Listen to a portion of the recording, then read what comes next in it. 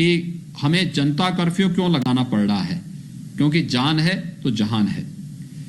कल प्रधानमंत्री जी ने एक वर्ड और वहां पे उपयोग में लाया है, कहा उन्होंने जान भी और जहान भी। हम लोगों की जान को भी बचाएं। कोरोना वायरस के संक्रमण को तो हमें रोकना ही रोकना है, लेकिन साथ साथ हमें उन सामान्य कार्यों को भी आगे बढ़ाने की कार्रवाई करनी है, जिससे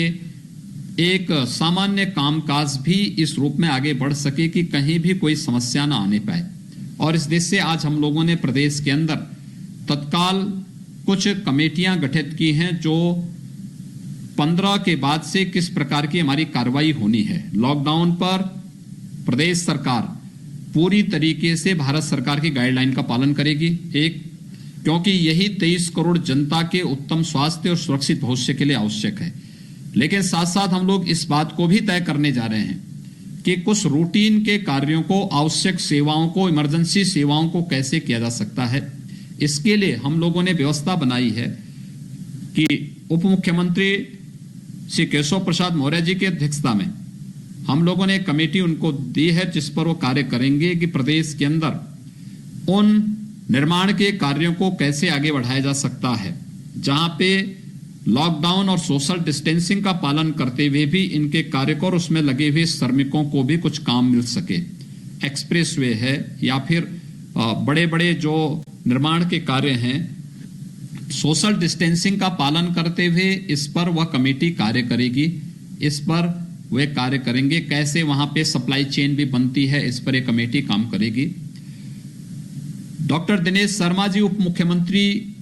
की अध्यक्षता में एक कमेटी बनाई गई है, जो कमेटी इस चीज को तय करेगी पाठ्यक्रम को ऑनलाइन करना, क्योंकि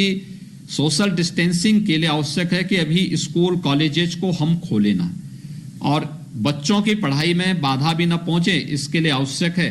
कि हम लोग ऑनलाइन पाठ्यक्रम को आगे बढ़ा सकें। बेसिक है, माध्यमिक है, उच्च है, प्राविधिक है, व्यावसायिक है, मेडिकल एजुकेशन है, इन सब को कैसे आगे बढ़ाया जा सकता है, इस पर इनकी अध्यक्षता की कमेटी कार्य करेगी। वित्त मंत्री श्री सुरेश खन्ना जी की अध्यक्षता की कमेटी इस बात को सुनिश्चित करेगी कि रेवेन्यू के फ्लो को कैसे बनाया जा सके,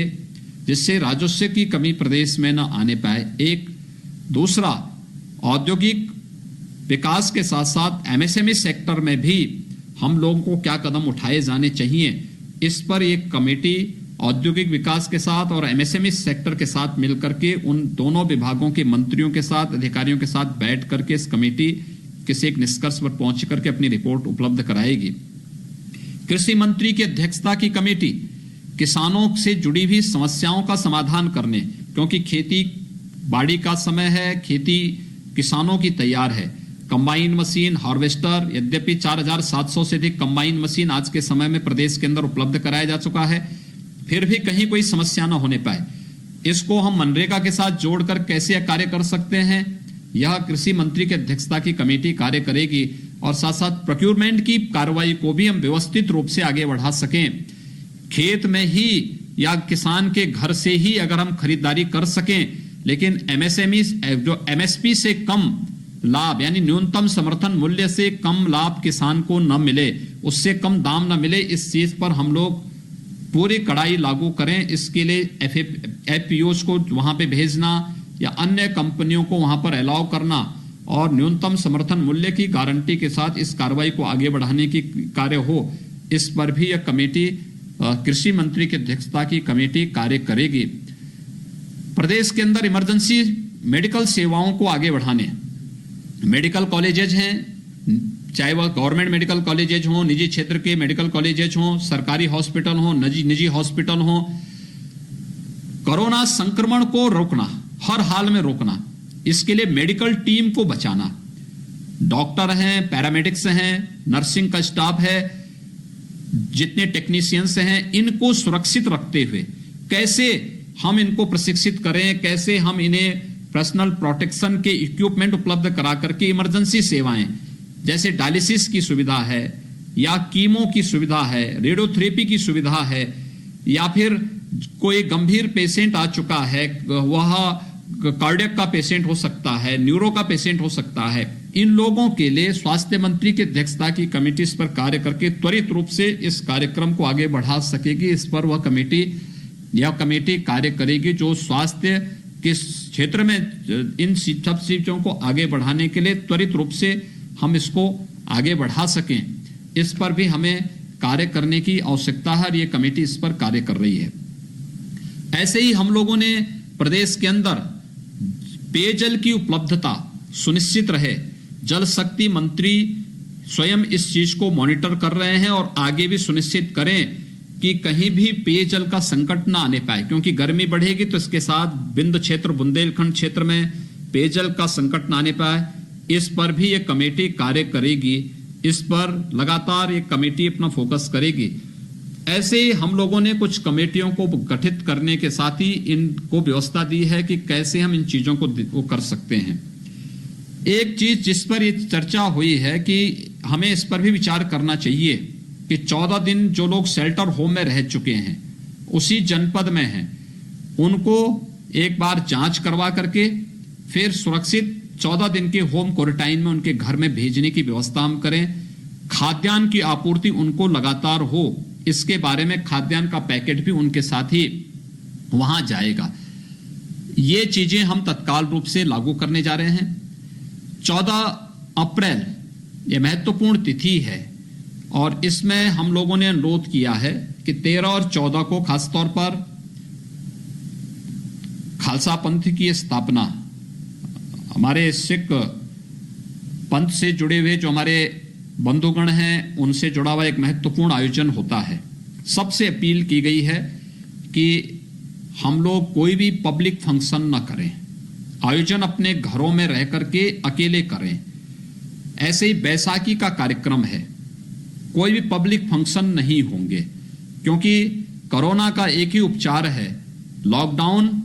और सोशल डिस्टेंसिंग। इसका अनुपालन हर हाल में हो, इसको हम लोग इसको लागू कर सकें। तो एक चौथा, इसके बारे में एक और चीज है कि 14 अप्रैल को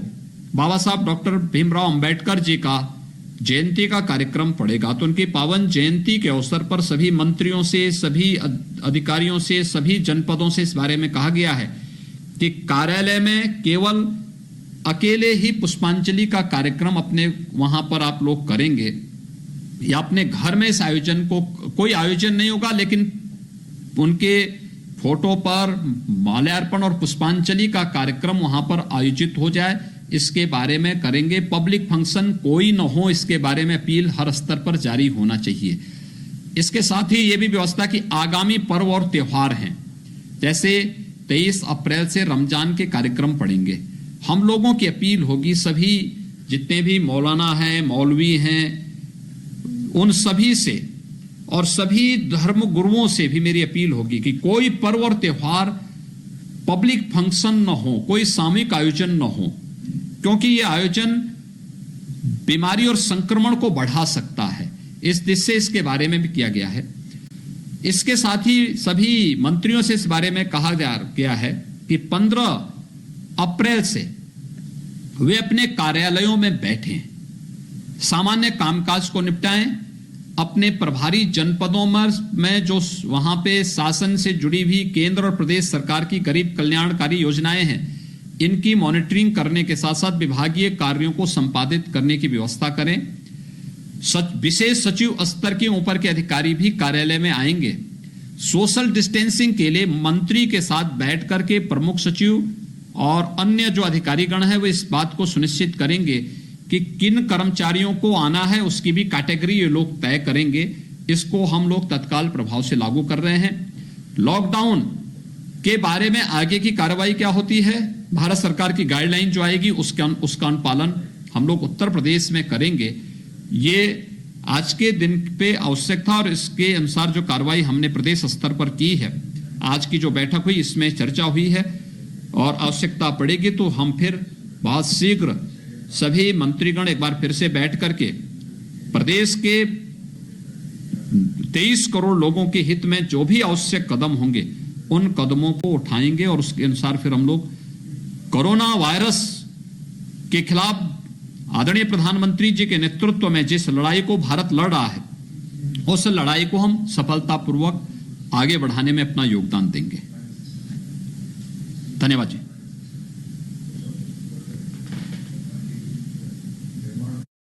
के साथ हमें यहां पर एक साथ फिजिकली बैठने का अवसर प्राप्त हुआ है। लॉकडाउन के बाद ये आज फिजिकली इतनी बड़ी मात्रा में सभी मंत्रीगण कैबिनेट स्तर के लगभग 19 मंत्री इस बैठक में आज यहां पर उपस्थित हुए थे, क्योंकि लॉकडाउन के कारण बहुत सारे मंत्रीगण हमारे अभी अपने अपने क्षेत्रों में, अपने अपने गृह जनपद में हैं, लेकिन जो मौजूद थे ऐसे 19 मंत्रियों के साथ आज हमने चर्चा की है कि लॉकडाउन के दौरान और लॉकडाउन के बाद की स्थिति क्या होगी, इन सब पर व्यापक चर्चा हुई है। सबने इस बात को महसूस किया है कि भारत जैसे 130 करोड़ की विशाल आबादी के देश को प्रधानमंत्री मोदी जी के द्वारा समयबद्ध ढंग से लिए गए निर्णयों के कारण वैश्विक महामारी कोरोना से बचाने में बहुत बड़ी मदद मिली है और आगे भी